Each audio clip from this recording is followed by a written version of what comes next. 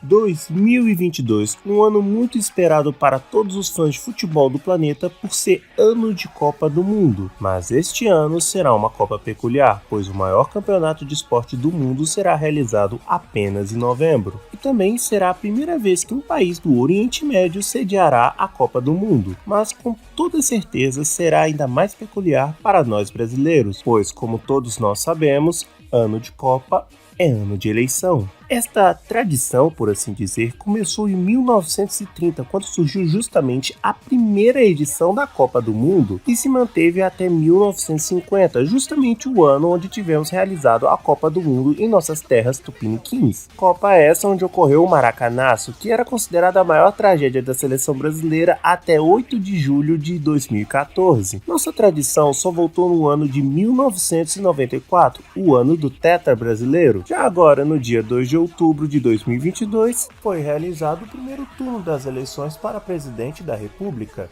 Porém, vocês se lembram quando eu falei que a nossa tradição foi interrompida em 1950? O motivo foi que as eleições haviam mudado de 4 anos para 5, então só voltaríamos a votar em 1955 e logo em seguida no ano de 1960, e esperávamos as eleições de 1965. Porém, abandonou o governo. E esta comunicação faço ao Congresso Nacional. Assim sendo, declaro vaga a presidência da República.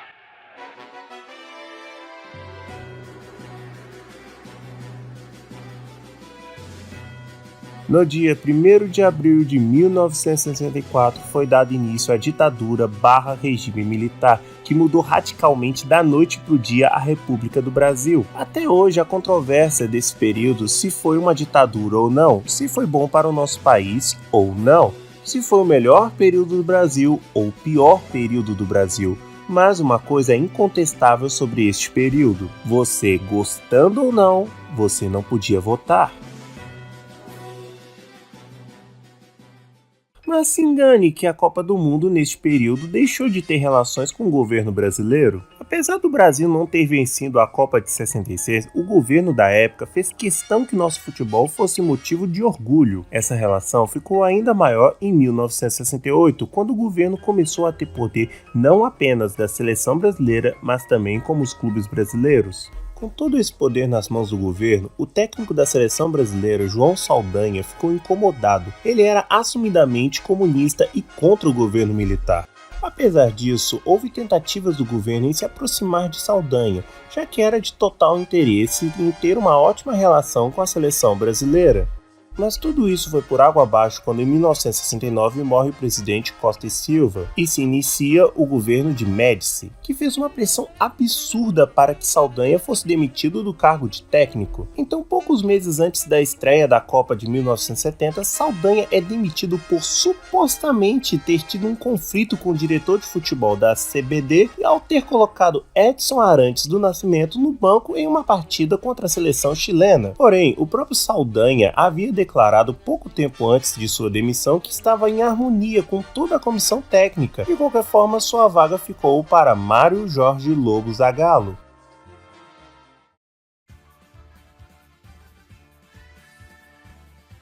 A Copa de 1970 foi um sucesso para o Brasil. Foi a primeira Copa televisionada para a nação tupiniquim e, junto com as transmissões dos jogos, passavam propagandas que exaltavam o governo militar e a pátria amada Brasil. Foi nessas transmissões que surgiu a icônica frase deste período: Brasil, ame ou deixe, e também a icônica música da seleção brasileira, Pra Frente Brasil.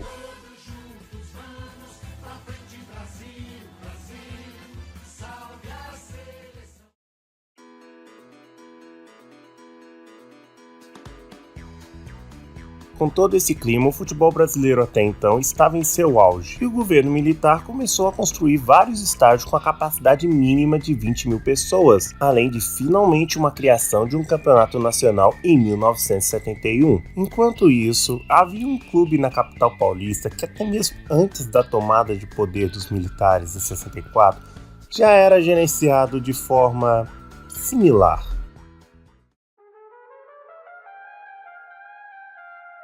Durante as décadas de 50, 60 e 70, as eleições para presidente do Corinthians ocorriam a cada 2 anos. Mas assim como o governo militar, não havia oposições e o mesmo presidente se reelegia quantas vezes fosse possível. Para se ter uma pequena noção, num período de quase 40 anos, só haviam sido eleitos 4 presidentes diferentes e ainda eram suplentes dos mesmos. Basicamente, o Corinthians era comandado pelas mesmas pessoas que estavam em gestões anteriores. Isso lhe soa familiar? Essa bagunça só mudou quando Waldemar Pires assumiu a presidência do Corinthians. Mas para Waldemar chegar ao poder não foi tão democrático assim.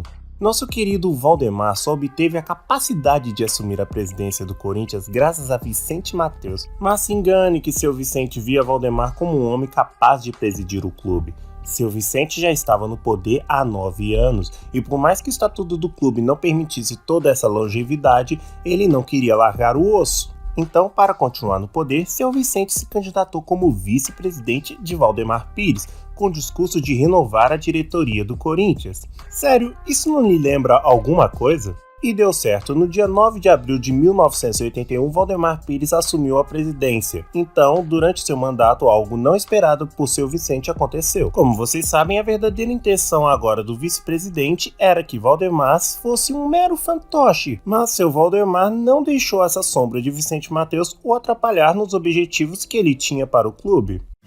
Seu Waldemar começou a dar uma nova cara ao Corinthians, trazendo o sociólogo Adilson Monteiro Alves para assumir o cargo de diretor do futebol, dando carta branca para que Adilson fizesse o que ele bem entendesse. E isso foi um grande risco, pois Adilson nunca havia trabalhado em nenhum clube de futebol. Não tinha experiência, não tinha familiaridade futebolística e muito menos conhecimento, ou seja, um cenário perfeito para tudo dar errado. Mas isso não abalou Adilson, que diante dessas adversidades assumiu a responsabilidade, pois o jeito que o Corinthians estava não podia continuar. O clube não andava para frente, não tinha um rumo ou algum futuro promissor. Algo precisava ser mudado. Em 81, os principais jogadores do elenco eram Sócrates, o coração e craque do time, Zenon, o principal reforço daquela temporada, Zé Maria, o jogador mais experiente que havia acabado de completar 11 anos de clube, Basílio, ídolo e autor do lendário gol de 77, que faria sua última temporada com a camisa do Corinthians, o jovem Birubiru, que comandava o meio de campo junto com Sócrates e Zenon, e Vladimir, que já estava no Corinthians há 9 anos. Mas mesmo com esse bom time, as dificuldades continuavam. Em 1981, o Corinthians conseguiu apenas a 8ª colocação do Campeonato Paulista e a 26ª colocação do Campeonato Brasileiro, a pior de sua história. E antes que se pergunte por que o time não foi rebaixado, bem, não havia rebaixamento. E a Série B havia acabado de ser inaugurada e estava em seu 2º ano. De qualquer forma, o Corinthians não seria rebaixado, pois na época o Campeonato Brasileiro era disputado por 44 equipes. E acredite, foi até pouco, pois em 1979 o Campeonato Brasileiro teve exatamente 94 equipes. Todo esse exagero foi devido ao governo militar querer inflar ainda mais os campeonatos nacionais, causando uma boa imagem para o governo, pois onde a arena vai mal, um time no nacional. Voltando ao Parque São Jorge, depois de uma temporada medíocre em 81 que ocasionou logo de cara em uma pressão ao seu Waldemar, que ficou ainda pior por bancar um diretor de futebol que não entendia nada de futebol. As expectativas para o mandato de seu Waldemar eram as piores possíveis, mas mesmo assim havia uma boa expectativa para a próxima temporada. Além dos reforços de Alfinete, Ataliba e Daniel Gonzalez e o retorno de Casagrande, que estava emprestado à Caldense, o diretor, no qual não sabia nada de futebol, propôs um acordo com os jogadores. O acordo era que não seria mais necessário os jogadores ficarem concentrados antes dos jogos. Adilson enxergava isso como um retrocesso, como se os jogadores fossem crianças sem responsabilidade, como se os jogadores não fossem capazes de simplesmente se apresentarem no dia do jogo em totais condições para trabalhar. Afinal, todos eles eram maiores de idade e tinham que ter compromisso com o clube. Em outras palavras, sejam livres para fazer o que quiserem, mas tenham responsabilidade. O fim da concentração foi algo que Adilson se inspirou em Saldanha, que também desdenhava desse modelo de concentração. Se concentração ganhasse jogo, o time da penitenciária seria campeão invicto. Porém, isso ia muito além de simplesmente dar liberdade aos jogadores. Com a retirada da concentração, foi uma boa economia nos cofres do clube, pois assim não era necessário o clube funcionar 24 horas por dia, diminuindo a carga horária de trabalho dos funcionários e economizando em coisas básicas, como energia e refeição. Por mais básico que seja, no final do mês a conta chegava cara, mas não era apenas de economia que o clube visava. Adilson convidou o publicitário Washington Oliveto para ser vice-presidente de marketing do Corinthians, um cargo no qual ainda não existia no futebol brasileiro, uma figura que seria fundamental nesta nova direção do Corinthians. Washington Oliveto é um famoso publicitário que ganhou fama após seu primeiro comercial produzido pela empresa Deca ganhar o prêmio Leão de Bronze no Festival de Publicidade de Cannes em 1973, e no ano seguinte ganhou outro leão, mas desta vez não o de bronze, e sim o de ouro. Mesmo com esses grandes feitos, não chegavam nem perto do maior deles. Foi Oliveto que criou a famosa propaganda da Bombril, que até hoje é lembrada por nós brasileiros. Esse sucesso rendeu o garoto propaganda seu nome escrito no Guinness Book por maior tempo de permanência no ar, alcançando na época o 16º ano de execução.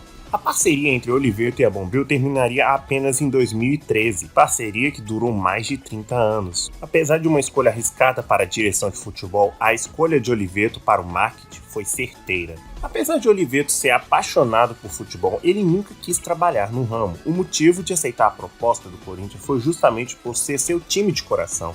Oliveto queria mudar a imagem da torcida do Corinthians, pois muitos acreditavam que a torcida do Corinthians era composta por torcedores de classe baixa, ou mais humilde, sendo que na realidade nunca foi e nunca será. O Corinthians, desde sua fundação em 1910, foi destinado a ser o time do povo, ou seja, todos, independente de raça, classe social, religião, opinião política, intelecto, entre outros. Oliveto fez então uma campanha publicitária onde chamava vários tipos de pessoas diferentes que torciam para o Corinthians. Entre esses convidados tínhamos figuras famosas como a consultora de moda Glória Calil, o diretor das revistas Abril Tomás Souto Correia e José Bonifácio de Oliveira, ou simplesmente Boni, um dos chefões da Rede Globo. E as mudanças e inovações não pararam por aqui. Adilson queria participações dos jogadores, e o jogador perfeito para ajudá-lo era a estrela do time, pois Sócrates não era apenas destaque dentro das 4 linhas. Fora delas, Sócrates era um jogador atípico. Diferente da maioria dos jogadores, ele não abandonou os estudos e ainda foi além de simplesmente ter um ensino básico. Aos 17 anos, Sócrates ingressou na Faculdade de Medicina de Ribeirão Preto e se formou em medicina aos 23 anos. Com todo esse currículo, Sócrates era um jogador que não tinha apenas moral no Corinthians, como no Brasil inteiro. Adilson, além de admirar o principal jogador do Corinthians na época, o chamou para ajudá-lo às melhorias do clube, mas Sócrates não aceitou ajudá-lo sozinho. Para Adilson receber ajuda, teria que ser de todos os membros do clube, não apenas jogadores, mas como funcionários que trabalhavam pelo Corinthians. Sendo assim, foi dado os primeiros passos para a ainda não nomeada democracia corintiana. Valdemar Pires e Adilson Monteiro Alves adotaram um sistema de votação para qualquer decisão do clube que fosse, desde contratações de jogadores e técnicos, horários dos treinos a mudanças de regras. Esta votação era feita por todos no clube, desde jogadores e diretores ao roupeiro, massagista, faxineiros e, claro, a tia da cantina. Mas se engane que essas novas mudanças agradaram a todos. O vice-presidente, seu Vicente, que já estava amargurado por não ter conseguido continuar no poder, se afastou de vez, pois ele era totalmente contra toda essa liberdade que os jogadores estavam tendo. Mas não havia conflito apenas na diretoria, como também havia no elenco. Uma das maiores polêmicas foi quando os jogadores do elenco pediram a saída de 2 jogadores, Rafael Camarota e o tricampeão do mundo Paulo César Caju. Mas esse pedido de retirada não foi por simplesmente serem contra as novas regras do clube. O goleiro Rafael era um jogador polêmico, que já não tinha muito afeto antes mesmo dessa nova revolução que estava acontecendo.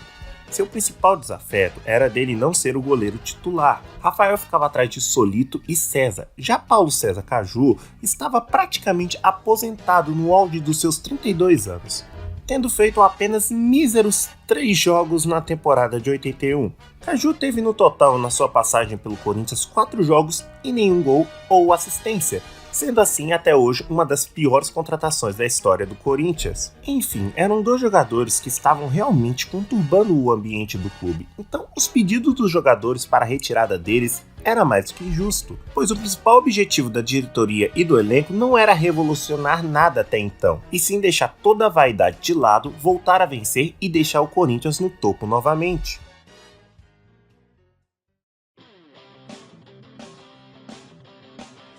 Por mais difícil que tenha sido, todas as mudanças geraram um ambiente melhor, e isso se resultou em ótimos desempenhos em campo, fazendo uma campanha muito superior no Campeonato Brasileiro, chegando às semifinais sendo ultrapassado apenas pelo Grêmio, que ficaria com o vice-campeonato de 1982. Com o time montado e entrosado, o Corinthians ganhou um favoritismo para ganhar o Campeonato Paulista daquele ano. E sim, você não ouviu errado, naquela época o Campeonato Paulista era depois do Campeonato Brasileiro. E no ano de 82 teve Copa, onde o único jogador representante do Corinthians, Dr. Sócrates, brilhou ao lado de Zico, Falcão e Toninho Cerezo, apesar de infelizmente o Brasil ter perdido aquela Copa para a Itália. Mas se engane que isso abalou o doutor, pois com o início do Campeonato Paulista em julho, um dos maiores times do Corinthians de todos os tempos, liderado pelo lendário Camisa 8, surgiu. O Corinthians começou de forma bem modesta o campeonato, nos 5 primeiros jogos com 3 vitórias, 1 empate e 1 derrota. Mas no 6º jogo que veríamos a sua força. Em 1º de agosto, o Corinthians entrou em campo contra o Palmeiras no Morumbi e aplicou uma sonora goleada de 5-1. A partir desse jogo, o Corinthians engrenou rumo ao título paulista. Este início avassalador no Campeonato Paulista e a bela campanha no Campeonato Brasileiro foram reflexos diretos da nova direção que o clube havia adotado.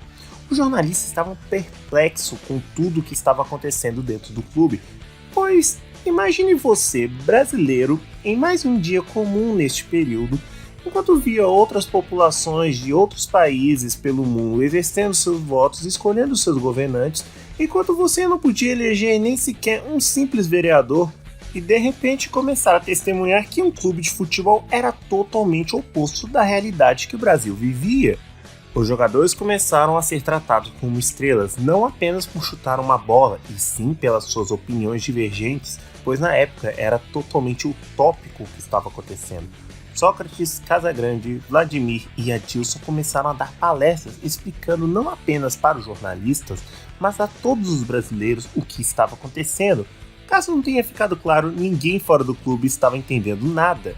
Uma dessas palestras foi no teatro da Pontifícia Universidade Católica de São Paulo, ou simplesmente TUCA. Além da presença dos 3 jogadores e do diretor de futebol, estava lá o Washington e o jornalista José Carlos Amaral Kfouri. Ao término dessa palestra, Juca falou uma frase parodiada de Milor Fernandes, dita logo após a tomada de poder do governo militar. A frase de Milor era: se o governo continuar permitindo que as pessoas pensem pela própria cabeça, nós vamos acabar caindo numa democracia. Já nas palavras de Juca, foi: se os jogadores continuarem votando para decidir tudo, nós vamos acabar caindo numa democracia.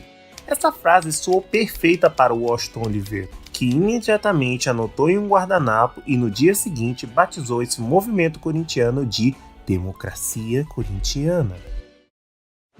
Em novembro daquele ano, o governo militar liberou uma primeira eleição direta para eleger governadores desde 1960. Esta eleição ficou conhecida como as Eleições Gerais do Brasil em 1982. Mas um detalhe importante era que o povo não era obrigado a ir votar. A obrigatoriedade do voto só foi posta no ano de 1988. Sendo assim, ia votar quem quisesse. Sem perder tempo, o Corinthians queria conscientizar o povo brasileiro a importância de ir votar e exercer seu direito. Muitos dizem que o Corinthians tentava influenciar as pessoas a votar em partidos de esquerda como o PT, que estavam em evidência graças a um tal Luiz Inácio Lula da Silva. Mas não foi nada disso. O Corinthians simplesmente estampou na parte superior das costas da camisa: dia 15, vote. Nada mais e nada menos. O que a democracia corintiana pregava era a importância do voto, independentemente de quem você iria votar. Essa acusação de que o Corinthians propagava partidos de esquerda vinha do fato de Sócrates e Adilson serem de esquerda, já que eram os principais líderes e idealistas da democracia corintiana. Mas nunca nenhum deles se manifestou de tal forma para convencer as pessoas a votarem em político A ou B, e sim a votar e se manifestar, exercer os seus direitos como civis, e não apenas ser mais uma pessoa que observa e deixa simplesmente os outros escolherem por você. Estampar dia 15 vote na camisa do Corinthians só foi possível porque em julho de 82, após uma mudança na legislação do artigo do Conselho Nacional de Deportos, foi concebida a permissão dos clubes brasileiros a estampar propagandas de marcas na camisa, e como o Corinthians não tinha nenhum patrocinador, foi usado naquele espaço da camisa a estampa de sua campanha própria. Mas o que mais ajudou o sucesso da democracia corintiana foi os resultados e o futebol apresentado. Este bom futebol fez o Corinthians vencer o primeiro turno do Campeonato Paulista, já garantindo sua vaga para a final, e no segundo turno não foi diferente. O Corinthians ficou muito perto de conseguir antecipadamente o título paulista, ficando em primeiro lugar novamente, mas acabou perdendo o clássico contra o São Paulo por 3-2, levando o time tricolor em primeiro lugar. Sendo assim, Corinthians e São Paulo decidiriam o título do Campeonato Paulista de 1982.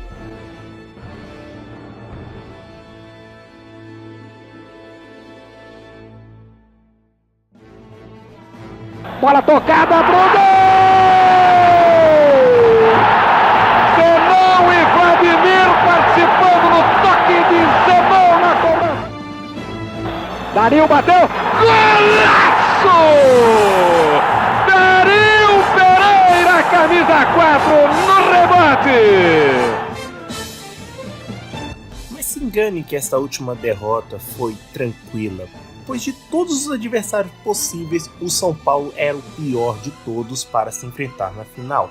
São Paulo tinha o melhor elenco dos times paulistas. O time do São Paulo tinha Valdir Pérez, que era o goleiro titular da seleção brasileira, Oscar, zagueiro titular da seleção brasileira, Dario Pereira, zagueiro titular da seleção uruguaiana, Nelsinho, que também era lateral da seleção, apesar de ter ficado fora dessa Copa, Renato, que participou da seleção da Copa de 82 como reserva, e o craque do time, Serginho Chulapa, que era simplesmente o maior artilheiro da história de São Paulo, e o camisa 9 da seleção brasileira. E além desse elenco superior, o time tricolor era o atual bicampeão paulista e estava em busca do seu primeiro tricampeonato. E o Corinthians, bem, era apenas Sócrates. Hoje em dia é fácil citar Casagrande, Zenon, Vladimir, entre outros jogadores, mas na época eles ainda não eram jogadores de grife, por assim dizer. Mas, como diria o poeta, clássico é clássico e vice-versa. No dia 8 de dezembro, no Morumbi, o Corinthians supera o São Paulo pelo placar mínimo de 1-0, o gol marcado por Sócrates. Mas, mesmo com esta vitória, nada estava garantido. Tudo seria decidido no segundo jogo.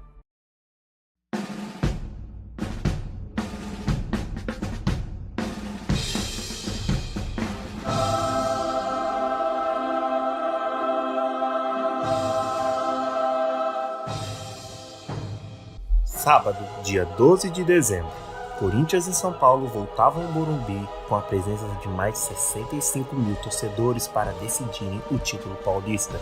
Depois de um tenso 0-0 no primeiro tempo, Birubiru abre o placar depois de um passe genial de Sócrates, mas logo em seguida o São Paulo empata com Dario Pereira e consegue a virada, mas o segundo gol seria anulado devido ao impedimento de Chulapa. Logo após essa quase virada do tricolor, os jogadores do Corinthians se demonstravam confiantes. Em relato dos próprios jogadores do São Paulo, é sobre o espírito, o entrosamento e a mentalidade que a equipe corintiana tinha em campo, e esses foram fatores determinantes que fizeram o time alvinegro superar o São Paulo. Então, na reta final do jogo, Birubiru marca seu segundo gol no jogo e o segundo do Corinthians, desempatando o jogo, e Casagrande faz o gol do título, e o Corinthians é campeão paulista de 1982. Termina o jogo! Corinthians, o grande campeão paulista de 82. Corinthians 3, São Paulo 1 no Morumbi. Corinthians!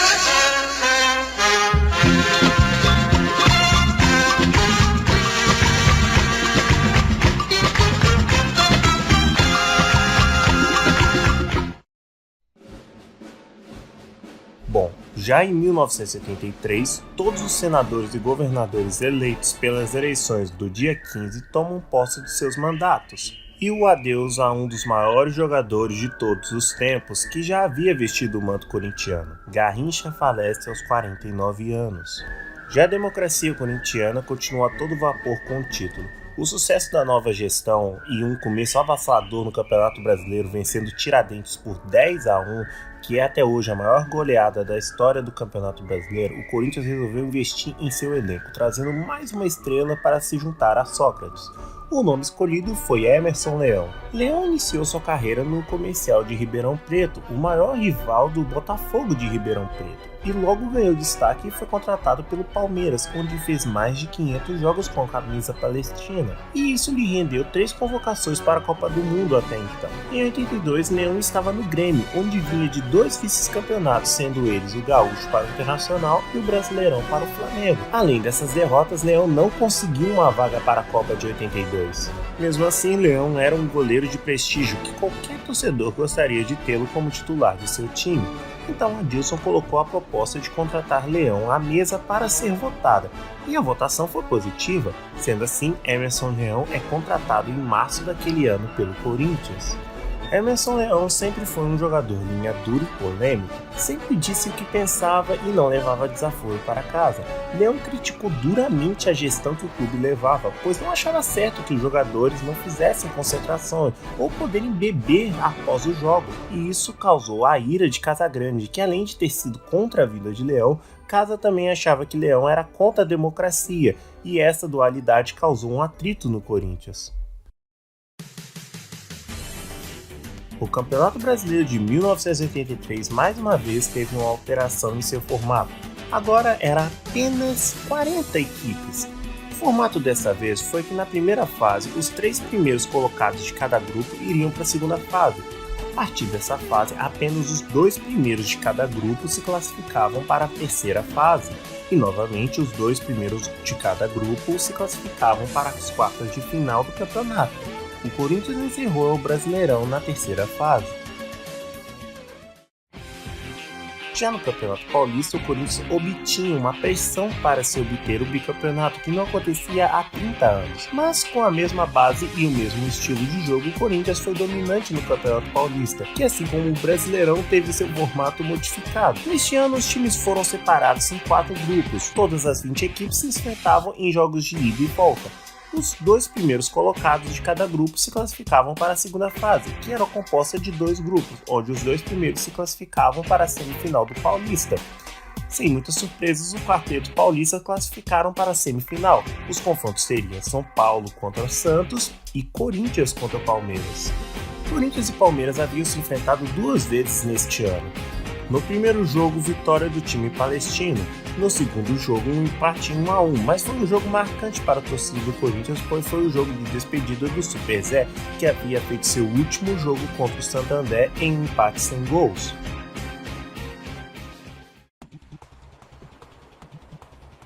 Autoriza, começa o grande clássico no Morumbi. O derby dessa semifinal foi bastante trucado. O Palmeiras havia aberto o placar no primeiro tempo com um gol de Baltazar, o jeito mais Corinthians de ser possível. Numa cobrança de escanteio, a bola sobra para Vladimir e o zagueiro do Palmeiras defende com as mãos e Birubiru faz o gol, que acabou não valendo, e foi marcado pênalti. Então Sócrates confete o pênalti e o Corinthians empata a partida, e a semifinal seria decidida no segundo jogo. Tudo pronto finalmente para o início do clássico no Morumbi em São Paulo. Estádio lotado, ambiente de festa, muita expectativa. Nós vamos acompanhar juntos, eu tenho certeza. 90 ou 120 minutos de muita emoção. Autoriza José Assis de Aragão. Na saída o Corinthians e começa o jogo no Morumbi.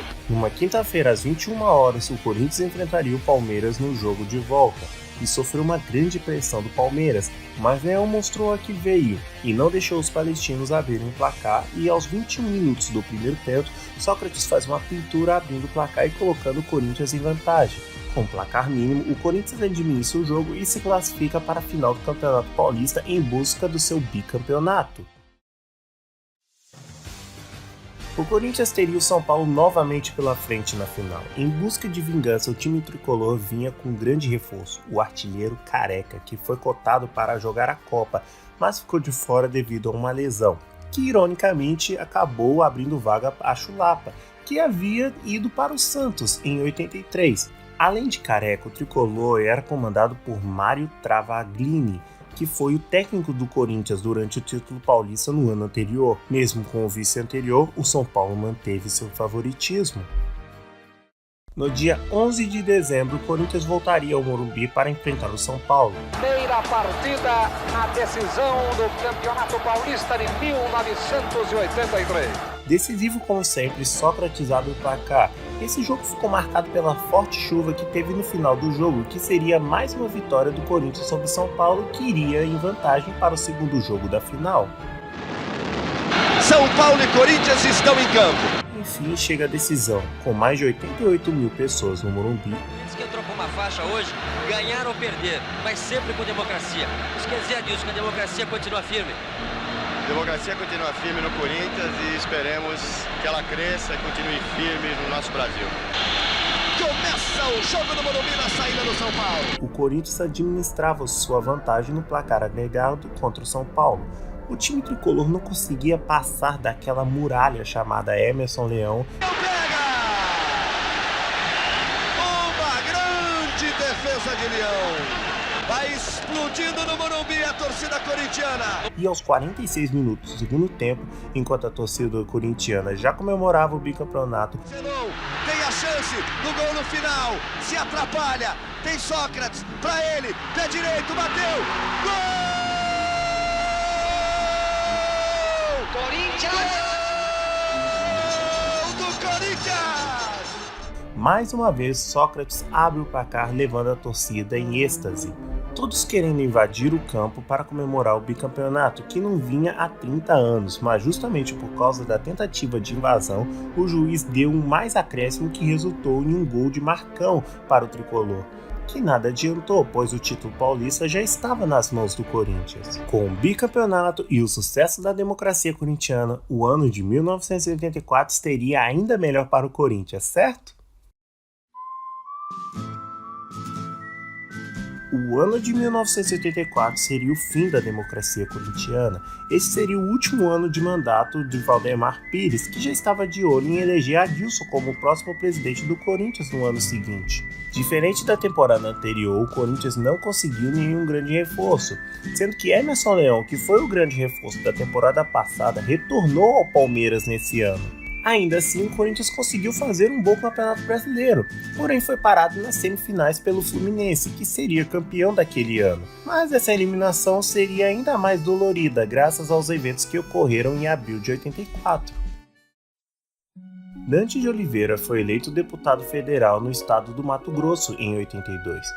Em março de 83, um novo deputado concebeu uma emenda que exigia o restabelecimento das eleições diretas para presidente da República. Assim nasceu as Diretas Já. As Diretas Já fez com que o povo fosse às ruas, colocando pressão para que a emenda fosse aprovada. Para se ter uma noção do clima, no dia 25 de janeiro de 84, pouco mais de 300 mil pessoas ocuparam a Praça da Sé em apoio à emenda. Já em abril, quase 1 milhão de pessoas protestaram na igreja da Nossa Senhora da Candelária. Enquanto isso, no Vale da Anhangabaú, teve 1,5 milhão de protestantes, e uma dessas pessoas presentes era o Dr. Sócrates, que fez uma aposta ousada. Repita aqui, doutor! Repita aqui! Se a emenda for aprovada, você não vai embora do nosso país! Então, finalmente, no dia 25 de abril, a emenda Dante de Oliveira é colocada em pauta no Congresso. Bastava 320 votos e a emenda foi derrotada. O gosto amargo dessa derrota ficava ainda pior, sendo que faltou apenas 22 votos para que a emenda fosse aprovada. E essa não foi apenas uma derrota para a população brasileira, mas também para o Corinthians. Com a aprovação da emenda, Sócrates sai do Corinthians e se transfere para a Fiorentina da Itália. E como se já não fosse bastante, Casagrande se transfere para o São Paulo. E apesar de ter contratado o jovem promissor Dunga e terem chegado a mais uma final de Campeonato Paulista, o Corinthians é derrotado pelo Santos. E em 1985 as coisas pioraram ainda mais, pois Adilson é derrotado nas eleições para presidente do Corinthians para oposição de Roberto Páscoa, que coincidentemente havia sido o presidente interino de Vicente Mateus no ano de 1977. Por falar em seu Vicente, ele também havia pulado para o lado da oposição, dando apoio à candidatura de Roberto Páscoa. É uma grande coincidência, eu diria. Com a vitória da oposição, todo o trabalho de Pires e Adilson foi descartado e as antigas regras do clube voltaram. Apesar de não ter havido revolta por parte dos jogadores, o desempenho do time caiu bastante e o Corinthians demoraria a voltar ao protagonismo novamente. Sendo assim, foi decretado o fim da democracia corintiana. Mas a democracia corintiana não foi em vão.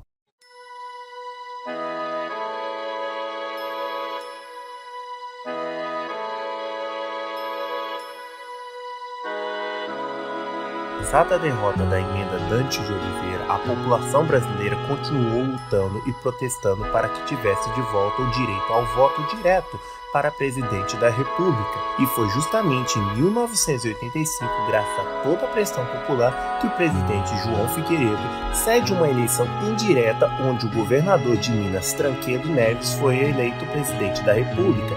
Este seria o fim da ditadura / regime militar.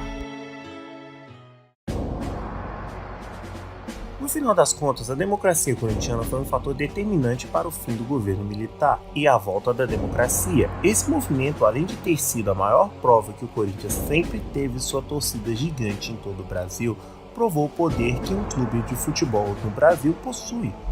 Sim, a democracia corintiana não foi perfeita. Os jogadores se aproveitavam desse poder para irem a festas, beber, mas isso havia consequências. Como eu havia dito, o lema que Adilson implantou foi liberdade com responsabilidade. Então, se os jogadores fizessem farra e perdessem os jogos de forma patética, a brincadeira acabava por ali mesmo. A imagem de responsabilidade era muito importante para este movimento. Não, a democracia corintiana não foi um movimento esquerdista. Como eu havia dito várias vezes, todas as manifestações eram para simplesmente o povo exigir o seu direito a voto, independente da sua opinião ou posição política. Prova disso foi quando o Oliveto, na sua campanha publicitária, chamou Boni, que na época era um dos apoiadores do governo militar. Já a acusação que a democracia corintiana era apenas uma panela entre Sócrates, Casagrande, Vladimir e Adilson sempre esteve errada. A maior prova disso era a oposição de Emerson Leão, que era totalmente ao contrário a tudo que os quatro apoiavam. Mas mesmo com as divergências, eles se respeitavam. E desde que Leão chegou ao clube, participou ativamente de todas as decisões e votações do clube até a sua saída. A democracia corintiana é um dos maiores legados do Corinthians. Pois a mensagem verdadeira que era passada não era de você se opor ao governo ou apoiar candidato A ou B, ser de direita ou esquerda. A mensagem da democracia corintiana era para você ter uma opinião independente, ou seja, você não é menos corintiano ou mais corintiano do que ninguém por seus ideais políticos. O Corinthians mostrou que é o povo que tem que cobrar os seus direitos.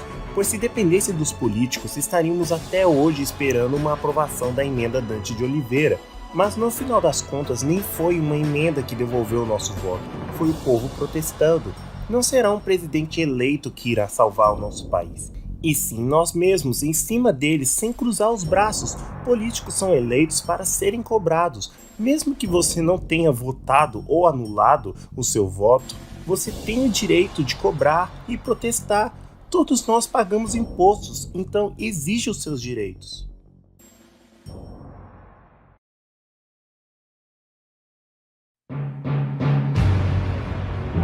Na democracia, todos nós temos a mesma voz e o nosso voto tem o mesmo peso, independente de qual seja a sua posição.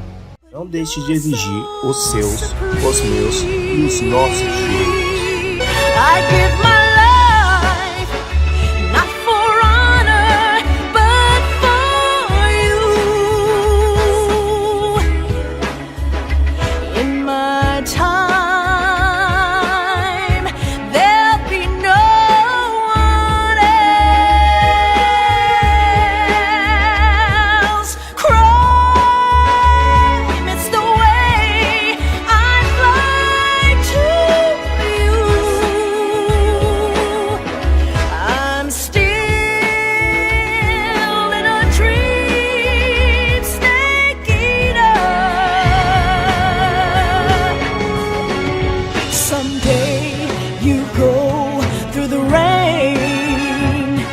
someday you'll feed on a tree frog.